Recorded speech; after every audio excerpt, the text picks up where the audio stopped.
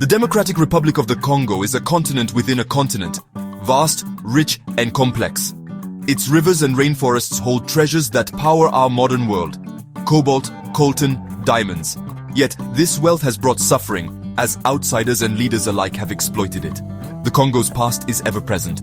Colonial borders, dictatorships, and wars still shape daily life. From Belgian rule to independence, kleptocracy, and brutal conflict, the last century is a saga of exploitation and resilience. The Congolese people have endured cycles of hope and despair, their spirit forged by hardship. We'll trace this journey. Colonial oppression, the promise and tragedy of independence, Mobutu's reign, devastating wars, and today's fragile democracy. The Congo story is a cautionary tale about power, greed, and the human cost of global appetites. Its final chapter remains unwritten by the very people who have paid the highest price. By 1925, the Congo was a Belgian colony, its people ruled by a strict racial hierarchy. Belgium built roads and cities, but the real goal was extraction, mining copper, gold, diamonds, and uranium. The Congolese labored in harsh conditions while Belgium grew rich. Education was limited, designed to produce clerks and laborers, not leaders. Political participation was denied. The colonial system stunted indigenous leadership. The Belgians assumed their rule would last forever, making no plans for Congolese self-governance. But by the 1950s, a new class of educated Congolese, the évolués, emerged. Inspired by ideas of self-determination, they saw the hypocrisy of colonial civilization. Figures like Joseph Kasavubu and Patrice Lumumba began organizing for change. The winds of African independence were blowing, and the Belgian grip was weakening. The demand for independence grew louder each day. Beneath the surface, the colonial order was crumbling. The stage was set for a dramatic transformation. The Congo was on the brink of revolution. In 1960, after decades of colonial rule, Belgium abruptly granted independence to the Congo, a decision that would have far-reaching and devastating consequences. The newly independent nation was largely unprepared for the immense challenges that lay ahead. The infrastructure was weak, the institutions were fragile, and the political landscape was deeply divided. Amidst this turmoil, Patrice Lumumba emerged as the first prime minister, a charismatic and passionate leader. He boldly promised unity, national pride, and complete freedom from foreign control, resonating deeply with the Congolese people. The independence ceremony was a moment of immense hope and optimism. However, Lumumba's unscheduled speech, a fiery condemnation of the long history of colonial abuses, took many by surprise. It electrified the nation, igniting a sense of national pride and self-determination. But this fleeting hope quickly unraveled as the fragile foundations of the new nation began to crumble. Just days after independence, the army mutinied, plunging the country into further chaos. Belgium, under the guise of protecting its citizens, intervened militarily, further destabilizing the situation. The mineral-rich province of Katanga, backed by foreign interests, seceded, dealing a major blow to the Congo's territorial integrity. Lumumba, desperate to preserve his nation, turned to the United Nations for help, but their response proved inadequate. He then sought assistance from the Soviets, a decision that would ultimately seal his fate amidst the escalating Cold War tensions. Western powers, fearing the spread of communism, saw him as a dangerous threat to their interests in the region. A covert plot orchestrated by foreign powers was set in motion to remove him from power. Lumumba was overthrown in a coup, captured by his enemies, and brutally murdered in 1961, a tragic end to a promising leader. The assassination was carried out with the direct complicity of the CIA and the Belgian government, a dark stain on their legacies. The Congo's brightest hope, the man who symbolized the promise of a new era, was extinguished almost overnight, leaving a void in the nation's heart. The dream of a truly united and independent Congo, free from foreign interference, shattered before it even had a chance to fully blossom. The nation spiraled into a prolonged period of chaos and civil conflict, with various rival factions vying for power and control of the country's vast resources. Foreign interests, eager to exploit the Congo's wealth, continued to manipulate events from behind the scenes, propping up puppet governments and fueling the conflict. The initial promise of independence and self-determination quickly gave way to widespread violence, political instability, and immense suffering for the Congolese people. The Congo's future was once again shrouded in uncertainty as the nation grappled with the legacy of colonialism, foreign intervention, and internal divisions. The world watched with a mixture of concern and indifference as the country descended further into crisis, its vast potential squandered by greed and political machinations. The legacy of Patrice Lumumba's brief but impactful leadership and his tragic death would continue to haunt the Congo for decades to come, serving as a reminder of what could have been. The struggle for true sovereignty, economic independence, and lasting peace had only just begun, a long and arduous journey for the Congolese people. Amid the post-independence turmoil and political instability, Joseph Désiré Mobutu, a man of ambition and military prowess, seized power in a coup in 1965. His rise was quietly backed by the West, who saw him as a staunch anti-communist figure, a bulwark against the spread of Soviet influence in the heart of Africa. Mobutu, seeking to solidify his rule and create a new national identity, rebranded the nation as Zaire, a name harking back to the Congo River. He initiated a campaign of authenticity, purging colonial names, symbols, and even Western attire, promoting a return to traditional African values, or at least his interpretation of them. But beneath the surface of nationalist rhetoric and cultural revival, he was meticulously building a kleptocracy, a government ruled by thieves. State resources, meant for the development and well-being of the Congolese people, were instead funneled into his personal accounts, funding his lavish lifestyle and enriching his inner circle. While the majority of the population struggled, corruption became endemic, a pervasive way of life that permeated every level of Zairean society, from petty bribes to grand larceny. Mobutu's rule, characterized by its self-serving nature, was summed up by the cynical phrase, Article 15, fend for yourself, a tacit acknowledgement of the government's failure to provide for its citizens. For ordinary Zairians, life was a constant struggle.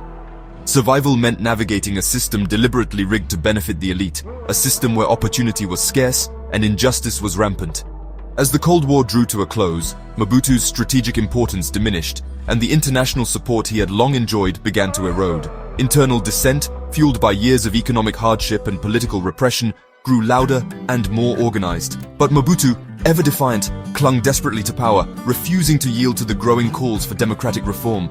The Rwandan genocide of 1994, a horrific tragedy, spilled across the border into Congo, exacerbating existing tensions. This influx of refugees and combatants further destabilized the already fragile region, igniting a full-scale rebellion against Mobutu's regime. Laurent Kabila, a longtime opponent of Mobutu, backed by Rwanda and Uganda, emerged as the leader of the rebellion. He launched a swift and decisive military campaign across the vast country, meeting little resistance from the demoralized Zairean army. In 1997, after decades of autocratic rule, Mobutu was finally forced to flee into exile, his reign of terror brought to an end. This marked the end of his 32-year reign, a period defined by corruption, repression, and missed opportunities. Zaire, under its new leadership, was renamed the Democratic Republic of the Congo once more, signaling a fresh start, or so it was hoped. Mobutu's legacy is a complex and troubling one, a nation drained of its wealth by rampant corruption, its institutions hollowed out and rendered ineffective. The promise of stability and progress had masked decades of systematic theft, mismanagement, and decay, leaving the country in ruins. The Congo now faced a new era, filled with both hope and uncertainty, one fraught with even greater peril, as the seeds of future conflict had already been sown.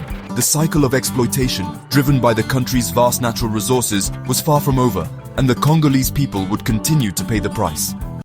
Mobutu's fall, rather than ushering in an era of peace and stability, proved to be a catalyst for even greater turmoil. Instead, Congo plunged headfirst into the deadliest and most devastating conflict since World War II, a tragedy of immense proportions.